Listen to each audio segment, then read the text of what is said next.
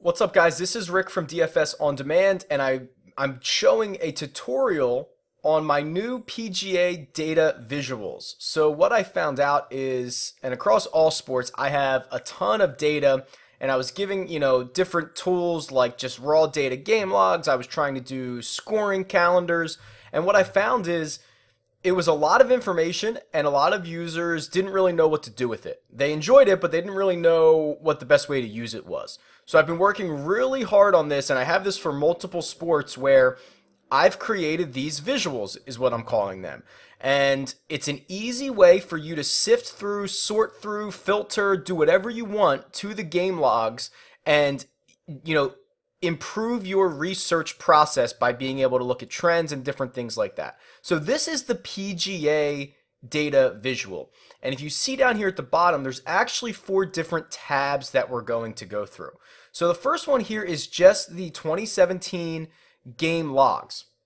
So this is what you would normally see for the most part on my website. The bottom half is the game logs with all the pertinent information with salary, score to par, how a player finished, birdies, eagles, DraftKings scoring, and then the Las Vegas odds for them that week.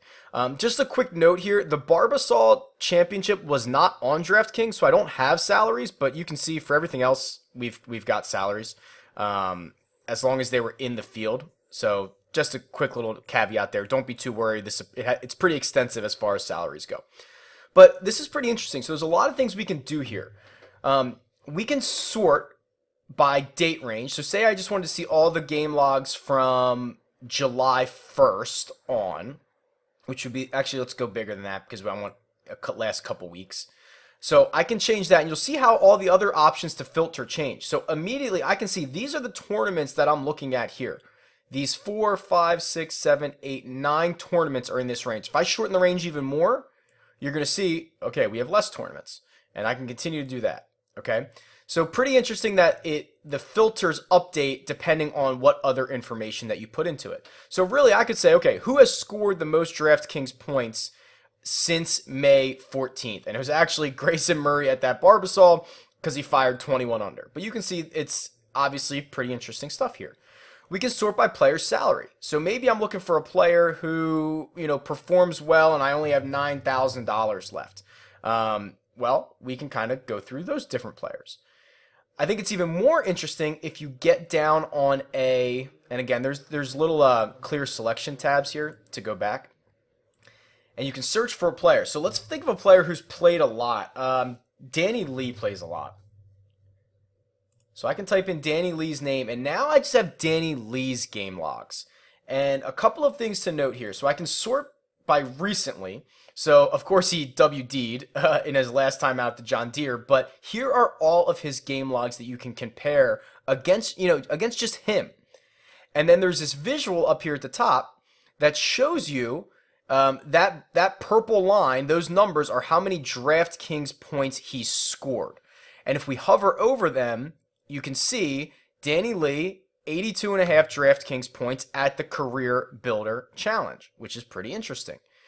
This blue line or greenish blue line across the middle is going to be the average. So he averages 51.8 DraftKings points in this range. And you can see, definitely playing pretty well recently. Outside of the withdrawal, he was above average for a handful of weeks there.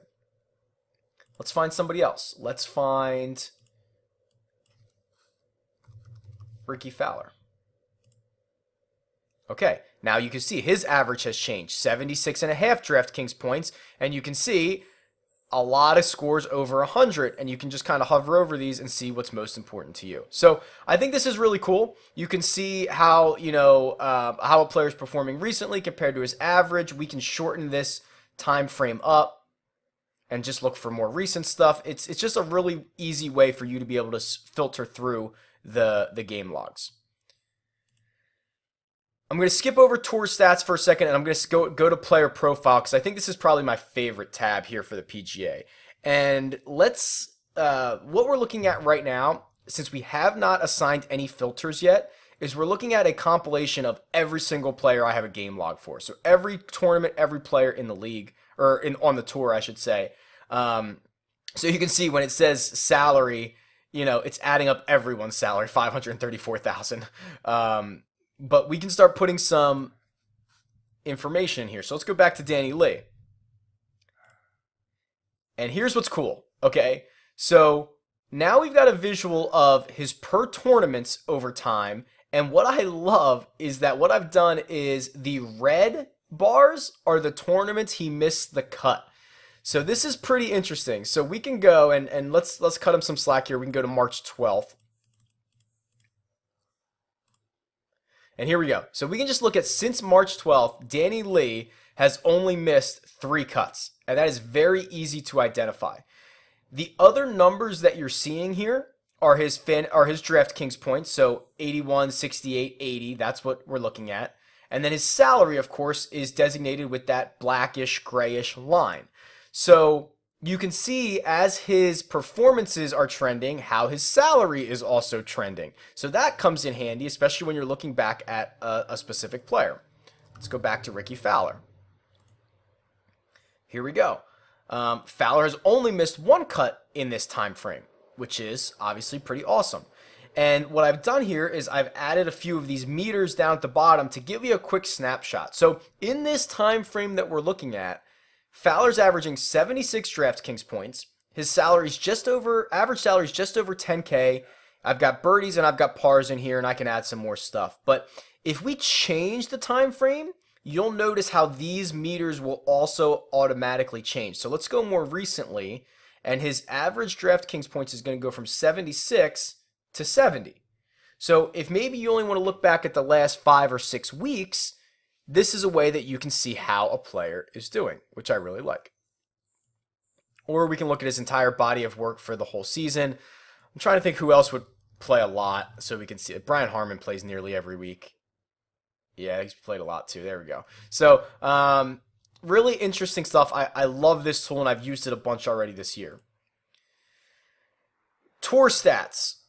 So very basic so far, but I'm going to be expanding these. This is now everyone in the league, or geez, I keep saying in the league. Everyone on tour. I have the top graph is average DraftKings points, and the bottom half is total number of birdies. So when you have fantasy scoring, birdies are essentially the main driver of a lot of fantasy scoring. So I decided to include that. And then what is in this black area here is how many tournaments they've played. So obviously, Sam Burns, who scored 101 DraftKings points, only played 1 tournament. Not as impressive as a guy like Jordan Spieth, who's averaging 94 over his last 3, or Charlie Hoffman and Ben Martin, who have played 4. So I felt it necessary to show you how many tournaments they've played just from a sample size standpoint. And if we scroll down here, I mean, this is everyone on tour, right? This goes all the way down. A couple hundred, I think there are. And same thing for birdies. And then really, you can get as creative as you want here. I can expand the date range, and you'll see how everything changes. Or if I really wanted to, I could hold control and I could select multiple tournaments. So let's say I wanted to just do the majors, US Open, Open Championship, Masters, and maybe I want to do just also like really tough fields.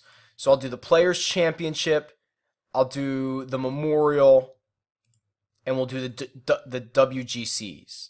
Okay, and maybe that is a way for me to find very difficult fields. So now I can compare these players and see who's playing well. Like, wow, Brooks Koepka really showing up in six of those events, averaging 79 DraftKings points. And you can see he also tops birdies here. So, if you have similar courses or similar tournaments that you want to be able to identify, it's a really handy tool to be able to do that.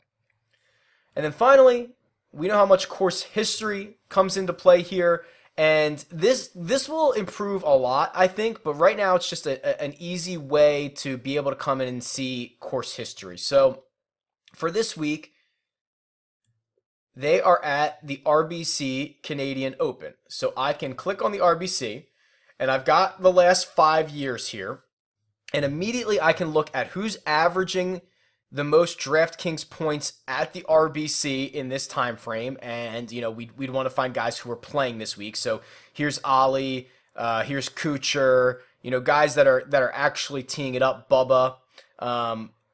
So I think that's handy, but we can also go on a per player basis. So I can search for Kuchar, and I'll get his chart up here, but I also get his game logs. So here are the last 5 years for Kuchar. Geez, the last four no worse than a tie for ninth. So very easy to identify how players have been playing here. Let's switch to Charlie Hoffman. You can see he's been a little more volatile, essentially two top 15s, but he's also been cut twice as well. So a really handy way. This is probably going to expand and be a little fluid, and all of these tabs are. I'm going to be making a lot of improvements to these, and really what I'm looking for is your feedback. So you can tweet me, it's at DFS on demand, or you can email me through the website and let me know what fields you want, what visuals you want. I'm trying to make this as great as possible. This is just version 1.0. I want to consistently improve this over time, and I want to do it with your help. So don't hesitate to reach out, and I hope you guys enjoy. Talk to you soon.